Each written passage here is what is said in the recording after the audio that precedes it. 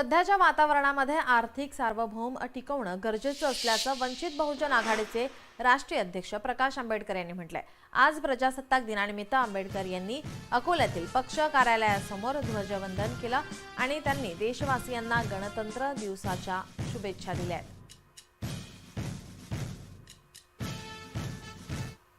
26 जानेवारीच्या निमित्ताने सर्वांना शुभेच्छा। सार्वभौम ही आपण असं टिकवली पाहिजे। आत्ताच्या याच्यामध्ये राजकीय सार्वभौमापेक्षा आर्थिक सार्वभौम सॉव्हरेनिटी ज्याला म्हणतो ही सगळ्यात महत्त्वाची आहे।